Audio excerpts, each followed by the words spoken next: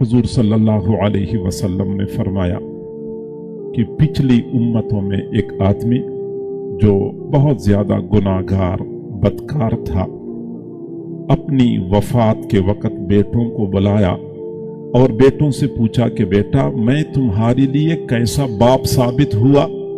तो बेटों ने कहा कि अब्बू आपके हमारे ऊपर बड़े एहसानात हैं, आपने बहुत मेहनत की, हमारे लिए बहुत कुछ बनाया, बहुत कुछ कमाया, आप हमारे लिए बहुत अच्छे बाप साबित हो गए।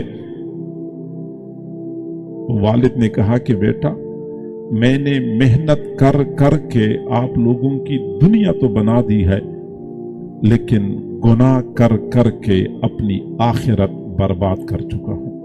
मैंने इतने गुनाह किए हैं, अगर अल्लाह ताला ने मुझे जिंदा किया तो मुझे वो सजा मिलेगी कि ऐसी सजा किसी को भी नहीं मिलेगी।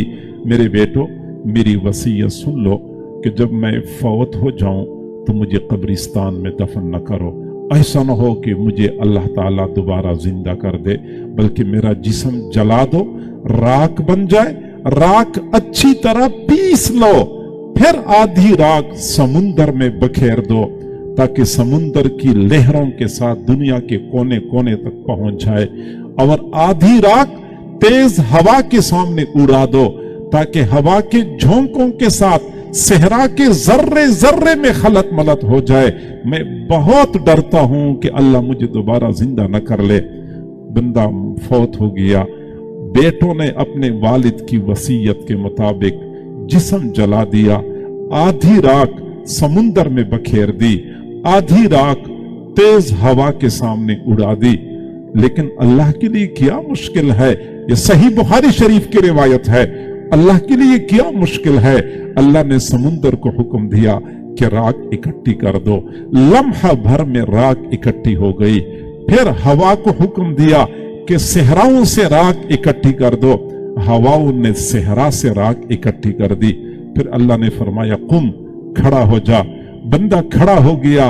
अल्लाह ने फरमाया मेरे बंदे तूने ये वसीयत क्यों की थी। बंदे ने कहा ऐ अल्लाह तेरे अजाब के डर से मैंने ये वसीयत की थी। अच्छा मेरे बंदे तेरे दिल में मेरा खौफ मौजूद था। हाँ अल्लाह खौफ ही तो था कि मैंने ये वसीयत की थी। अच्छा मेरे बंदे फिर तू जन्नत में चला जा। ये गुनाहों का खौफ होता है जो बंदे को लाहिक होता है कि मेरे गुनाहों के बदले में मुझे जबरदस्त सजा दी जाएगी।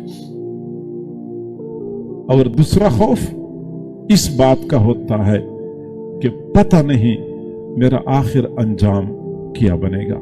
इस वक्त तो ठीक है मैं नमाजी भी हूं, मैंने रोजा भी रखता हूं, मैंने हज भी किया हुआ है, पता नहीं मेरा खात्मा कैसे होगा।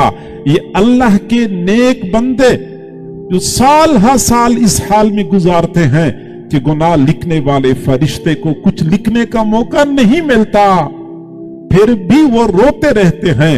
उनको ये खौफ होता है कि पता नहीं हमारा आखिर अंजाम क्या होगा, आखिरी लम्हात में हमारा क्या बनेगा। और आप हजरात को पता होना चाहिए कि बंदा 100 साल इबादत करता रहे लेकिन आखिर अंजाम खराब हो जाए तो दायमी शकावत और बदबख्ती उसी का मुकद्दर है।